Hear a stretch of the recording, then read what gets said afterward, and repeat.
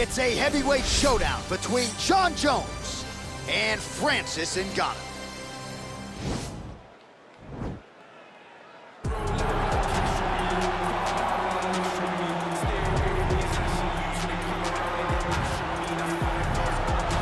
Well, DC, you may want to retire before this guy becomes the #1 heavyweight contender. Francis Ngannou, the power threat, born in Cameroon, raised in France, and has carved out quite a nice niche here thus far in the UFC. Yes, he has. He's a very scary fighter. The knockout reel of Francis Ngannou is crazy, and the names now are starting to pile up. When you can knock out Alistair Overeem, Curtis Blades, and Cain Velasquez, people will take notice. It's just this confidence and this calmness about Francis that makes him even scarier than all of his physical attributes, is his ability to really stand in there and know that it only takes one shot and he could be wearing the UFC championship. And UFC 218 was so good that that knockout of Alistair Overeem did not even earn Francis Ngannou a bonus. Wow, that's insane. That's not true. Don't shoot the messenger. I will shoot the messenger. Don't shoot Ngannou. He'll come right through it. All right, so here he is, the consensus greatest mixed martial arts athlete of all time, UFC light heavyweight champion Jon Jones. It has been a remarkable career. The toughest fight he has had came against you. He is trying to add to his legacy here tonight in what is yet another big spot for Johnny Bones. Jon Jones is a guy that has reached the true pinnacle of mixed martial arts. No matter what he was going through outside of the octagon, the moment he stepped foot in there, he was just the best of the very best. I've shared the octagon with him twice, and I have never felt that I was getting attacked by so many different things. He's a phenomenal mixed martial artist, truly deserves to go down in the UFC Hall of Fame. A champion now, was a champion before, one of the longest reigns in UFC light heavyweight history. And it's one thing to have length, it's another thing to use it as well as he does. That 84-inch reach, certainly one of many tools in the vast arsenal of Johnny Bones Jones. Our tale of the tape for this heavyweight fight.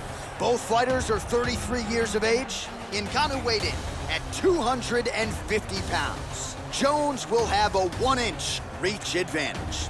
Here is Bruce Buffer. Ladies and gentlemen, this is the main event of the evening.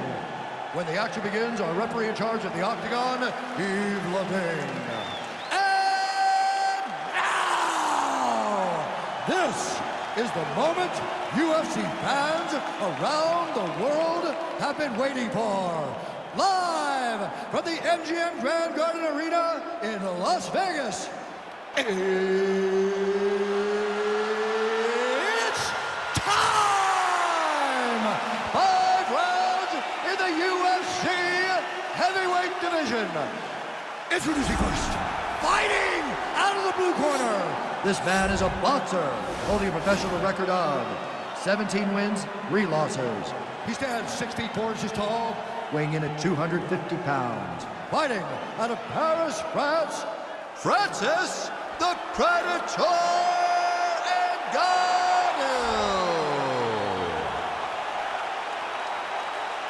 And now introducing his opponent, fighting out of the red corner. This man is a look-see-do fighter, holding a professional record of 27 wins, 1 loss, and 1 no contest.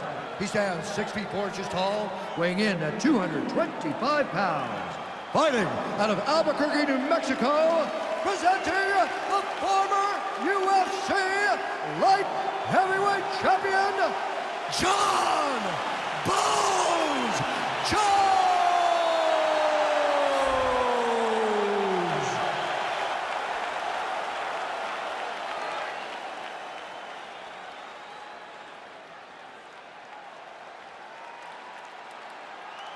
Okay, protect yourself at all time, obey my command at all time. If you want to touch love, do it now, go back to your corner.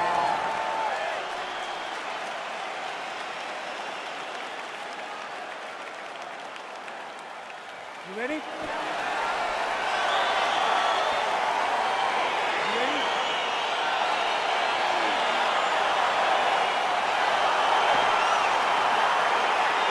Well, the tension is palpable as this fight gets underway, and it'll be interesting to see how this matchup plays out. Definite striker on one side against another guy who can really do it all. And in those situations, normally the guy that's more well-rounded will be the one that will find success. I want to see how this plays out. big punch lands over the top. Watch it, there's the only takedown. Pretty evident, DC, that he wants to get this fight to the ground, and he was certainly able to do so there. He felt like he had a massive advantage in the wrestling, and if he attempted takedowns, he would secure him. Let's see what he does from this position. All right, he's very comfortable fighting off his back, DC. Now looks like he's trying to hip escape. Yeah, he's trying to hip escape, or maybe look for a Kimura here.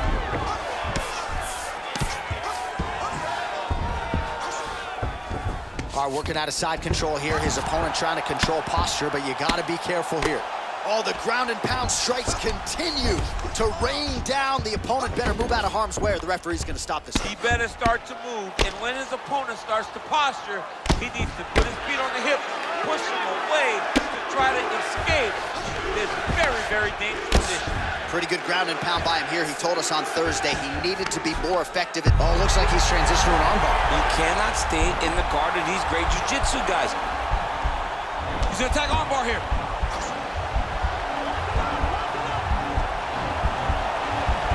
Oh, we're getting a finish here. And this might just be a matter of time.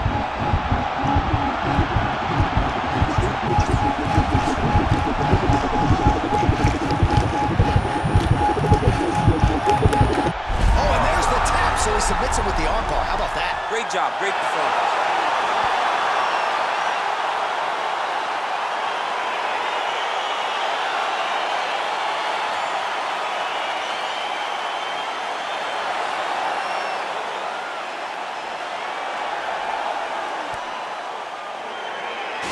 All right, so a wild round and a wild sequence there on the ground, DC. Talk us through the highlight. He's such a phenomenal grappler. I don't understand how people don't know that this guy wants to submit you.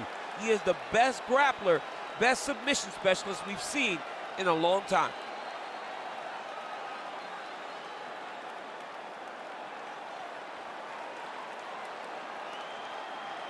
So there he is, your winner by submission. That could hold up as one of the better subs of the year. Near perfect execution tonight. Ladies and gentlemen, referee Ian Levine has called a stop to this contest at 1 minute, 44 seconds of the very first round. Declaring the winner by tap out due to an armbar, Jon Jones!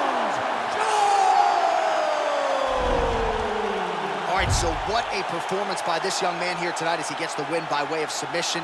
He certainly put a lot of stock into getting the finish tonight, and he did just that. Congratulations. It was a very tough fight, but he knew that if he did everything right, he can get to his position, which is the ground, and he would be able to find a finish by submission tonight. He did